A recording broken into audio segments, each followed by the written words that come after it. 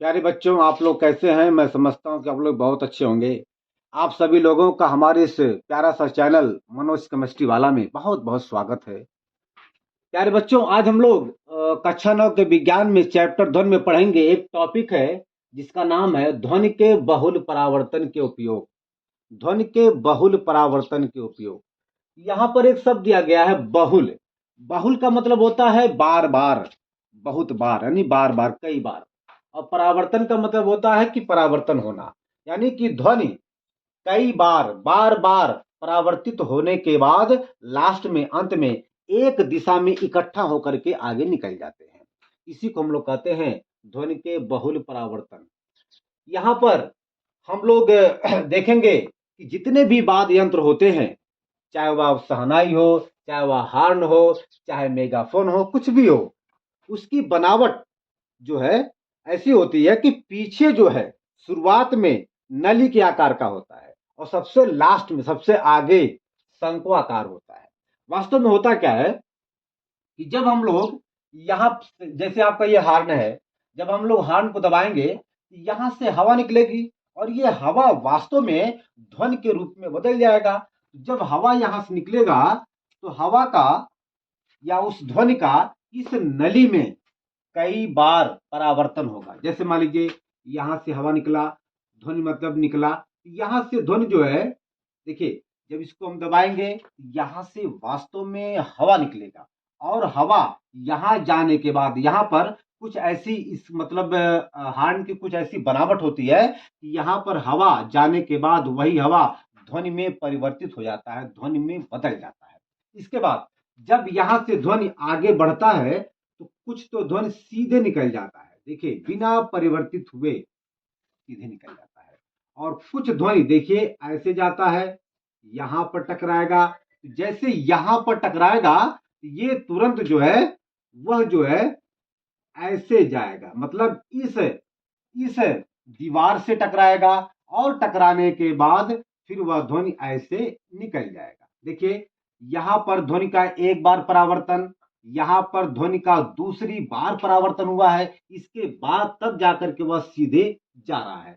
तो हम लोग यहां पर देख सकते हैं कि नली में वाद्य यंत्र के जितने भी वाद्य यंत्र होते हैं उनके नली में ध्वनि का, ध्वनि तरंगों का कई बार परावर्तन होता है। देखिए यहां से ध्वनि निकला, मतलब यहां से ध्वनि तरंग निकला तो यहां पे टकराया, तो टकराने के बाद तुरंत ध्वनि का परावर्तन इस दिशा में हुआ और जब इस दिशा में हुआ तो यहां जाने के बाद ध्वनि तरंग फिर इस दीवार से टकराया और यहां पर टकराने के बाद फिर उसी ध्वनि तरंग का देखिए परावर्तन आगे हो गया। अब ये एक दिशा में जा रहा है, माने कि यह प्रोसेस इस पूरे नली में होता है। उसी प्रकार जो है कोई ध्वनि जो है ऐसे निकला, है ना, ऐसे टकराया यहां पर और यहां पर टकराने के बाद वह फिर ऐसे टकराया, देखिए ऐसे आया, मतलब एक बार यहां पे परावर्तन हुआ और फिर दूसरी बार इस दीवार से परावर्तन हुआ, इसके बाद फिर यहां से टकराने के बाद वो सीधे निकल जाता है। ठीक है ना? तो यही तरीका है, यह प्रोसेस, यह सेम प्रोसेस इसमें भी होता है और वही प्रोसेस इसमें भी होता है। देखिए जब यहां से कोई मनुष्य, ये आपका मेगाफोन है, क्या है? मेगाफोन है। जब कोई मनुष्य या व्यक्ति यहां से फूकेगा, हवा डालेगा, मैंने आपसे बताया कि मेगाफोन की कुछ ऐसी बनावट होती है कि जैसे ही हवा, जैसे ही इसकी ध्वनि, मतलब जैसे इसकी वायु, इस व्यक्ति की वायु यहां पर पहुंचेगा तो यह वायु तुरंत जो है ध्वनि में परिवर्तित हो जाता है, ध्वनि में बदल जाता है। इसके बाद कुछ ध्वनि यहां से निकलने के बाद सीधे निकल जाते हैं, ऐसे देखिए, ऐसे सीधे निकल जाते हैं, ठीक है ना, ऐसे सीधे निकल जाते हैं। लेकिन कुछ ध्वनि देखिए ऐसे जाएंगे, ऐसे निकल जाएंगे। देखिए यहाँ ये भी ऐसा होता है, देखिए ऐसे जाएगा, ठीक है ना, मतलब ये ऐसे सब जाते हैं, ठीक है ना, ऐसे चले जाएंगे। देखिए कुछ ध्वनि देखिए ऐसे जाएगा और कुछ देखिए ध्वनि ये ऐसे गया, देखिए ये ध्वनि ऐसे गया, यहाँ पे टकराया और टकराने के बाद यहाँ पर ध्वनि तरंग का परावर्तन होगा, फिर देखिए ये ध्वनि ऐसे टकराएगा, इसके बाद यहाँ टकराने के बाद यहाँ ध्वनि का परावर्तन होगा, फिर यह ध्वनि देखिए ऐसे निकल जाएगा, ऐसे निकल जाएगा। इसी प्रकार जो है कुछ ध्वनि देखिए ऐसे गया, यहाँ टकराया, देखिए यहाँ टकराया जो है ऐसे, तो यहाँ इस ध्वनि का परावर्तन हुआ तो ऐसे गया, फिर यहाँ भी ध्वनि का परावर्तन हुआ और परावर्तन होने के बाद फिर वह ध्वनि ऐसे निकल गया।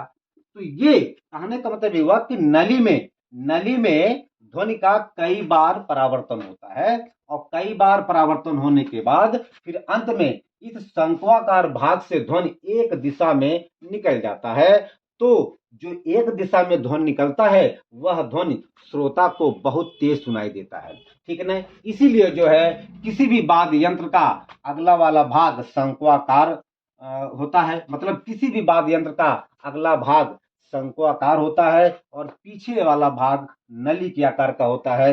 नली में ही वाद्य यंत्र के नली में ही ध्वनि का कई बार बहुल परावर्तन, मतलब कई बार मतलब बार बार ध्वनि का परावर्तन होता है और लास्ट में ध्वनि का परावर्तन होने के बाद इस शंक्वाकार भाग से वह ध्वनि एक दिशा में, एक डायरेक्शन में निकल जाता है, चला जाता है, जिसकी वजह से श्रोतागण को वह ध्वनि बहुत स्पष्ट और बहुत तेज सुनाई देती है।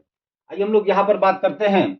ये देखिए, ये स्टेथोस्कोप है। इसका उपयोग डॉक्टर लोग हृदय और फेफड़े की आवाज को सुनने के लिए प्रयोग करते हैं। वास्तव में होता क्या है, ये आप लोग देख सकते हैं, इसको मतलब ये जो है ये डॉक्टर लोग कान में लगा लेते हैं और इसको आपके यहाँ पर हृदय के ऊपर मतलब सीने पर इसको रखते हैं और यहाँ से फेफड़े की आवाज और हृदय की आवाज जब जाती है इसके नली में, देखिए यहाँ से नली है ना, ये इसका क्या है, नली है। तो नली में जो है फेफड़े की आवाज, हृदय की आवाज का इस नली में देखिए कई बार परावर्तन होता है। देखिए एक बार ऐसे जाएगा, एक बार ऐसे, एक बार ऐसे, एक बार ऐसे, एक बार ऐसे, मतलब यहां से गया, यहां टकराया। तो जैसे ही हृदय का ध्वनि या फेफड़े का ध्वनि यहां से निकलेगा, जब यहां पे टकराएगा तो इसका फिर यहां से परावर्तन होगा, फिर ऐसे आएगा और जब ये ध्वनि आगे जाएगा तो यहाँ पे टकराएगा और यहाँ पर टकराने के बाद फिर हृदय और फेफड़े की ध्वनि का फिर परावर्तन होगा और परावर्तन होने के बाद यह ध्वनि यहाँ टकराएगा और यहाँ टकराने के बाद फिर उस हृदय और फेफड़े का ध्वनि का फिर यहाँ पर जो है परावर्तन होगा और यहाँ पर परावर्तन होने के बाद फिर यहाँ टकराएगा और यहाँ टकराने के बाद फिर यहाँ जाएगा और जब यहाँ जाएगा तो यहाँ पर भी जो है हृदय और फेफड़े के ध्वनि का परावर्तन होगा और लास्ट में यह ध्वनि परावर्तित होते होते इस डॉक्टर के कान में जाता है और वह डॉक्टर उस जो भी मतलब शरीर में समस्या होती है उसको जान जाता है, समझ लेता है। तो स्टेथोस्कोप में जो नली होती है, नली में ही जो है हृदय और फेफड़े के ध्वनि तरंगों का बार बार मतलब बहुल परावर्तन होता है।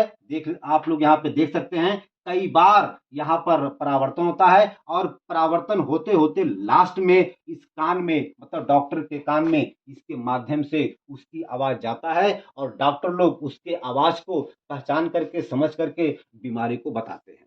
तो कहने का मतलब हुआ कि नली वाले भाग में ही, चाहे वह हार्न हो, चाहे वह मेगाफोन हो, चाहे वह कोई भी वाद्य यंत्र हो, चाहे आपका ये स्टेथोस्कोप हो, इन सबके नली वाले भाग में ही ध्वनि तरंगों का बार बार परावर्तन होता है और लास्ट में वही ध्वनि परावर्तित होने के बाद शंक्वाकार भाग से एक डायरेक्शन में इकट्ठा होकर के फैलते हुए मतलब ऐसे निकल जाते हैं और वही ध्वनि जो है मनुष्य को या श्रोता को, जो भी उस ध्वनि को सुनते हैं, उनको बहुत स्पष्ट और बहुत तेज सुनाई पड़ती है।